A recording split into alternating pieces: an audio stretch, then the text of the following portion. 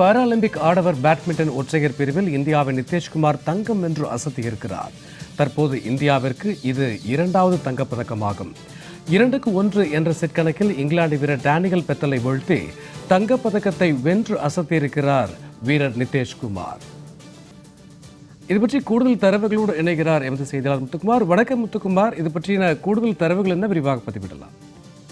வணக்கம். பாரிஸில் நடைபெற்று வரக்கூடிய பாரா ஒலிம்பிக் போட்டியில் இந்தியாவிற்கு இரண்டாவது தங்க பதக்கம் என்பது கிடைத்திருக்கிறது. அதாவது ஆடவர் பேட்மிண்டன் ஒற்றையர் பிரிவு ஆட்டத்தில் இந்தியாவின் நிதேஷ்குமார் கிரேட் பிரிட்டன் வீரரை வீழ்த்தி தற்பொழுது தங்க பதக்கத்தை தன் வசப்படுத்தியிருக்கிறார்.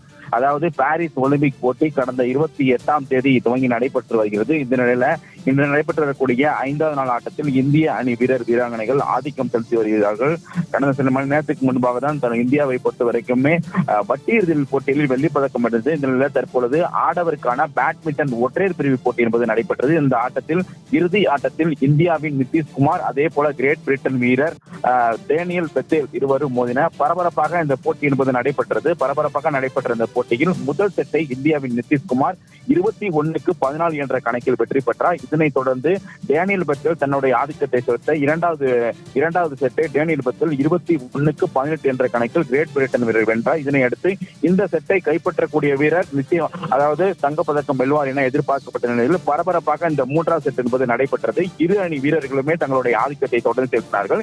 இருவரும் கடைசியாக 21-21 என்ற புள்ளி கணக்கில் இருந்தனர். இதனை அடுத்து கூடுதலாக அந்த செட் புள்ளி கணக்கு என்பது வழங்கப்பட்ட இந்த போட்டிகள் நடத்தப்பட்ட நிலையில் இறுதியில் இந்தியாவின் நிதேஷ்குமார் 23-21 என்ற புள்ளி கணக்கில் வெற்றி பெற்று செட்டை 2-1 என்ற செட் கணக்கில் வெற்றி பெற்று தற்பொழுது தங்கப்பதக்கத்தை கைப்பற்றிருக்கிறார். ஏற்கனவே இவர் காலிறுதிக்கு முந்தைய சுற்று போட்டியில் சீனா வீரரையும், காலிறுதி போட்டியில் தாய்லாந்து வீரரையும், அரையிறுதி போட்டியில் ஜப்பான் வீரரையும் வீழ்த்தினார். தற்பொழுது நடைபெற்றிருக்கக்கூடிய அந்த இறுதி போட்டியில் கிரேட் பிரிட்டன் வீரரை வீழ்த்தி தற்பொழுது இந்தியாவிற்காக தங்கப்பதக்கத்தை கொடுத்திருக்கிறார். 2வது இடம் பிடித்த கிரேட் பிரிட்டன் வீரர் பெத்தேல் வெள்ளிப் பதக்கத்தை வென்றார். இதன் மூலம் இந்தியா நடப்பு ஒலிம்பிக் போட்டியில் 9வது பதக்கத்தை வென்றுள்ளது என்பது குறிப்பிடத்தக்க ஒன்றாகும். தங்க பதக்கத்தை பொறுத்தவரைக்குமே 2வது தங்க பதக்கமாகவும் ஏற்கனவே 10 மீட்டர் துப்பாக்கி சுடுதல் போட்டியில் இந்தியாவிற்கு மகளிர் பிரிவில் இந்தியாவிற்கு முதல் தங்கம் கிடைத்த நிலையில் தற்பொழுது 2வது தங்க பதக்கம் என்பது ஆடவர் பேட்மிண்டன் போட்டியின் மூலம் கிடைத்திருக்கிறது. இதன் மூலம் இந்தியா இதுவரை 2 தங்கம், 3 வெள்ளி, 4 வெண்கலம் என மொத்தம் 9 பதக்கங்கள் இதுவரை பெற்றிருக்கிறது.